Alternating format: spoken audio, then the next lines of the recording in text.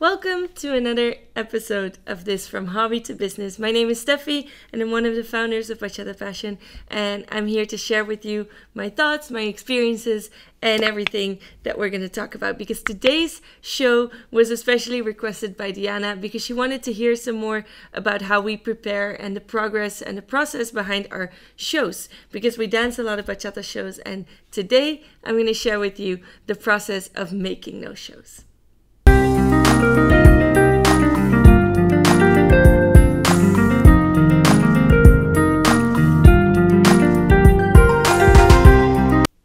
So Diana, this one is especially for you, but of course for everyone else that is interested in hearing about the process that it takes to make a bachata show, or at least how we do it, because there's not one fixed way of doing it.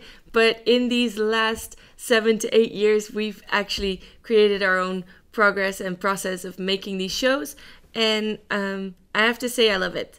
I love the roller coaster of emotions that comes with performing. I love the nerves, the excitement, the feeling before we have to go on stage. But most of all, I also really love the process and the progress that we make as a team and as dancers building towards those shows, because it's so much more than just that one performance or like that 2.5, 3 minutes of performing. It's actually the whole process of getting there that I love so much about being part of a show team and performing, which we used to do on a weekly basis. Like, we used to perform every single weekend.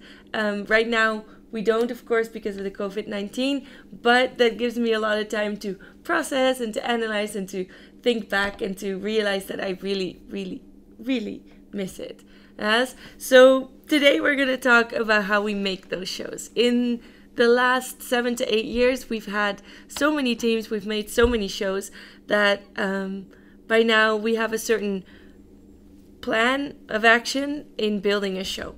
And it starts with thinking about who we're making the show for. We now have 7 different teams, and when we start making a show, we know exactly for which team that show is going to be.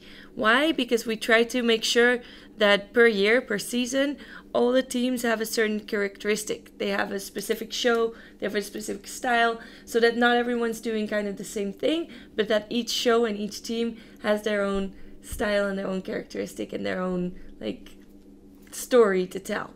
Yes, so we decide what's the show gonna be. Is it gonna be Dominican? Is it gonna be sensual? Is it gonna be a BP style show? What are we trying to make? What are we trying to show? And like I said, we usually try to divide that between the teams. Energetic songs, more romantic songs, dramatic songs. We try to pick and choose. So we start with that. What kind of show do we want to make? And then it's all about the song.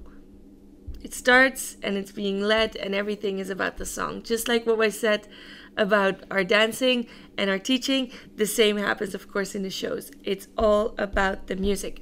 So when we pick a song and we know what kind of style we want to do, then we make the mix. It's the first thing we do. We decide which part of this song we're going to use. Which part do we want to maybe let go? Which parts are we going to use to create a mix that we can really use to our advantage, so that it's 2.5 or 3 minutes of full energy and passion. So when we have the mix, then we actually start deciding on, okay, we have this mix, we have these parts. What are the parts that we want to use for what? What is going to be footwork? What is going to be a stunt? What is going to be partner work? What is the intro? What do we want to do with all of that?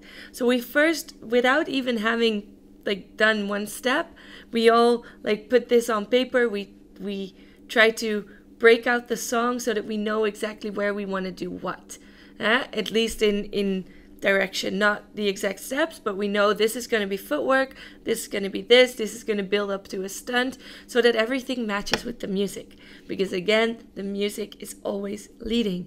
There's nothing that I find more I don't even know how to say it, but if I watch shows and I see shows that are impressive, what they're doing, but it just doesn't match with the music. They throw stunts in the air, but it doesn't match with the music. It doesn't do much for me. So we always want to make sure that the music is leading, and then when there's a stunt, it matches and it accentuates what we do in the music and actually work together. Yes. So then we create this build up of the song, of the show, and then we start to create.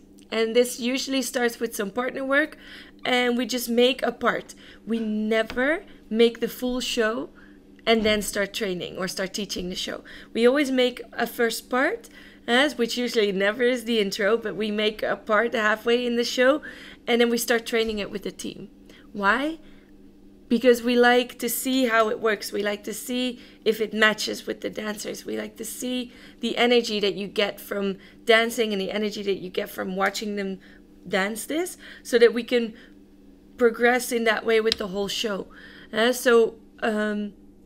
We always do that. Small parts, train it, small part, train it, and then like make sure that everything works together so that everything stays dancing. And it's because sometimes when you start making a show, it becomes so choreographed. I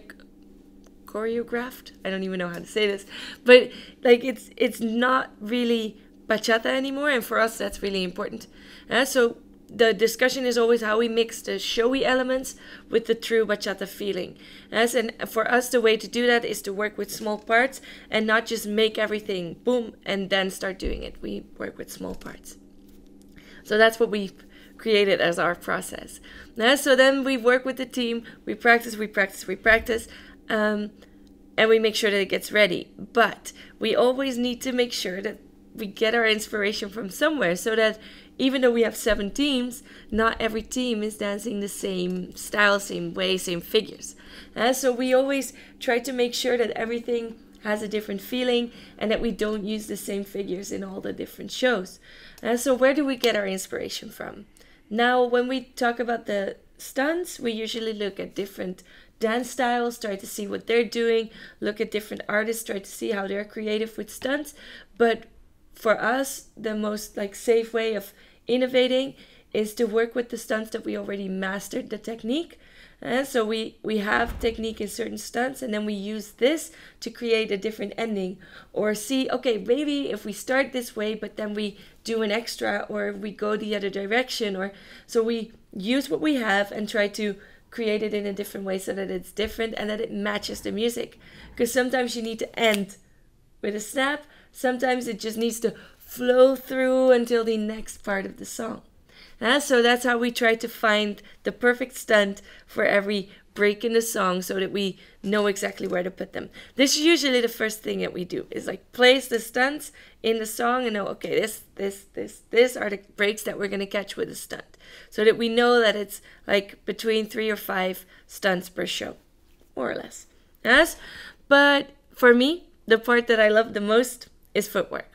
I love creating the footwork parts because that's the part of the song, the mambo part, usually where we get so much creativity from the instruments and from the music itself, that I love creating this. And usually what we do is Jenno and I go to one of our studios, we put on the song and we improvise. So we try to listen, okay, what do we want to catch? Okay, so it's ding.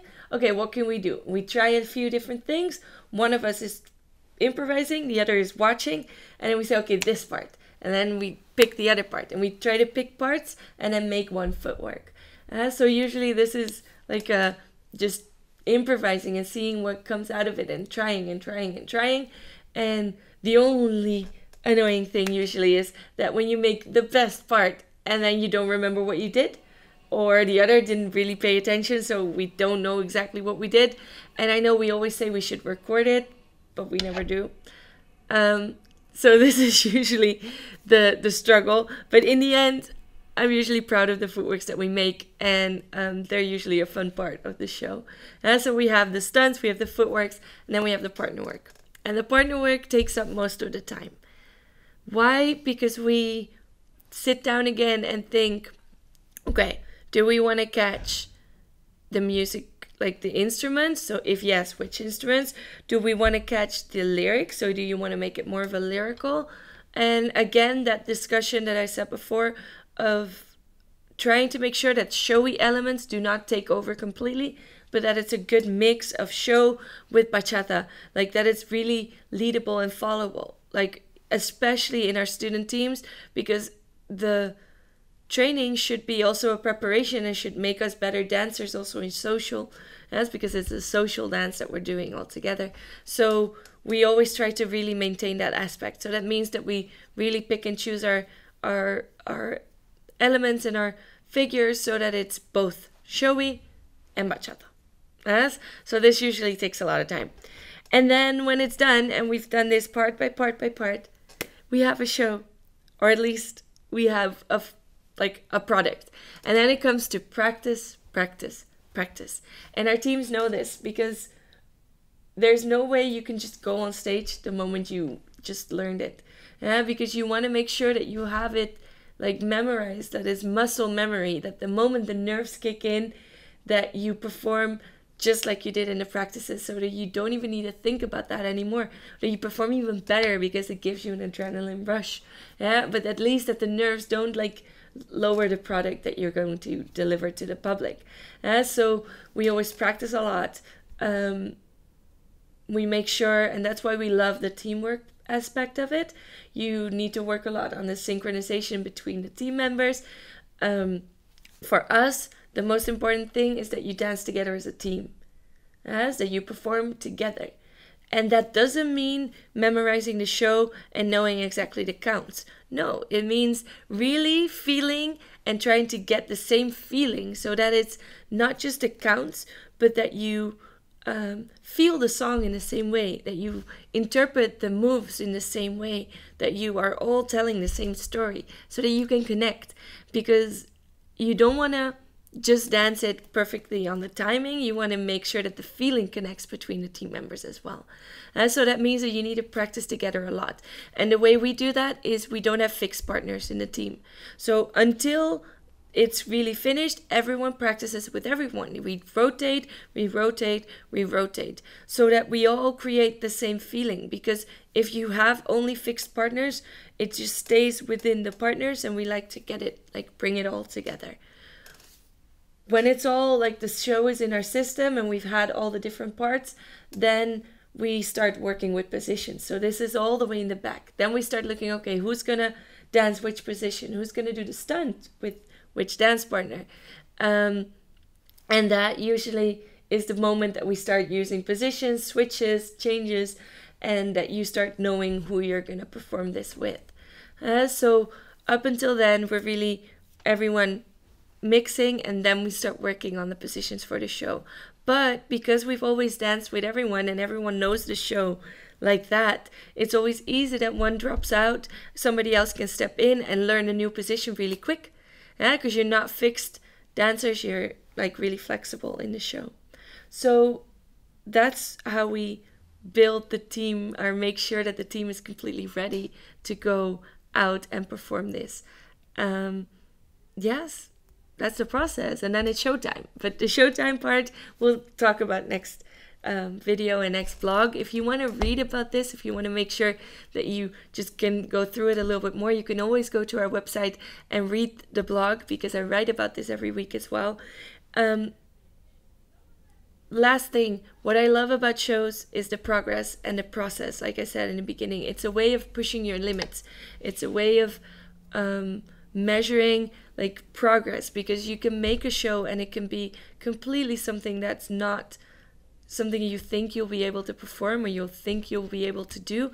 But then after a few months of training, after many months of training, and especially once the show is already in your system, you start seeing, oh, okay, I'm able to do this.